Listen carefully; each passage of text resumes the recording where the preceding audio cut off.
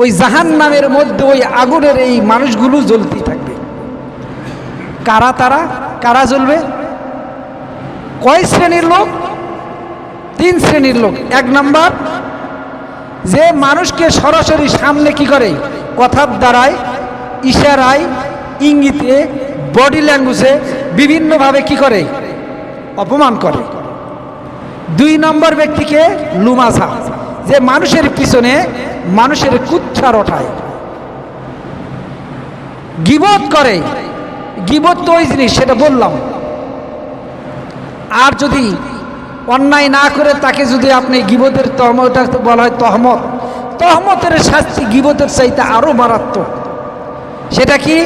এই তহমতের শাস্তি আসমানের দিকে উঠতে চায়, আসমান বলে আমার এখানে তোমার প্রবেশের দ্বার বন্ধ, যাও। ঘুরতে থাকে, দুনিয়ার নিচে আসে। জমিনের মধ্যে যখন ঢুকতে চায়, জমিন ডাক দিয়ে বলে তোমার জন্য আমার মধ্যে প্রবেশ দ্বার বন্ধ।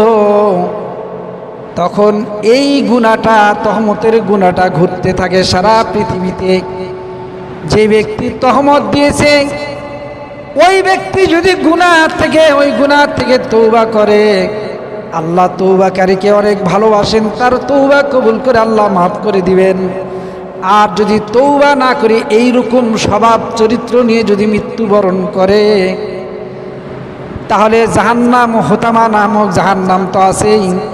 আর গীবতকারী যে তহমত দিল, এর জন্য শাস্তি হলো, যেই দোষে, বিনা দোষে একজন ব্যক্তিকে যেই দোষে দোষারোপ করা হলো, ওই দোষটা যতক্ষণ পর্যন্ত ওই ব্যক্তি না করবে, ততক্ষণ পর্যন্ত আল্লাহ তাকে মৃত্যু দিবেন না। কত বড় কথা! এই জন্য আমরা এগুলোর থেকে বাঁচে থাকতে হবে ভাইরা আমার। আজকে আমরা সমাজকে কলঙ্কিত করেছি। আজকে চায়ের স্টলে বসেন, শুধু গীবত। 10 জন লোক একজনে বসে আছি এক জায়গায়, পরনিন্দা, গীবত, সব এগুলো আরেকজন মানুষের সম্মান হানি করার জন্য প্ল্যান তৈরি করতেছে। আজকে হচ্ছে না এরকম? হচ্ছে, বিভিন্নভাবে হচ্ছে। আজকে বিভিন্ন জায়গায় আবার দেখবেন মানুষ, শয়তান তো এই যাদের মধ্যে কিছু আছে এদের কাছে দৌড়াই বেশি। চোর তো মাল যে ঘরে আছে ওই ঘরেই চুর করবে, যাই শয়তান ওর কাছে, আবার শয়তান যায় কি করবে? তো ভালো মানুষগুলা কি শয়তান এখন ধোঁকা দিবে।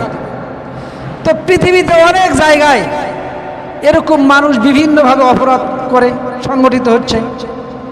আলেম ওলামাদের মধ্যে হচ্ছে, সাধারণ মানুষের মধ্যে হচ্ছে, স্কুল কলেজের টিচারদের মধ্যে হচ্ছে, হচ্ছে না? তো এগুলো পাপ থেকে আমরা যেন বাঁচতে পারি, এই জন্য আমরা আল্লাহর কাছে দোয়া করব, আল্লাহ এই সমস্ত সম্মানী ব্যক্তি এবং সাধারণ মানুষ সকলকে তুমি এই সমস্ত পাপ থেকে তুমি কি করো, হেফাজত করো। আমরা এটা না করে আবার উল্টে বলি কি, মাদ্রাসায় কোনো একটা ঘটনা ঘটলো, ঘটেই তো, ঘটতে পারে না।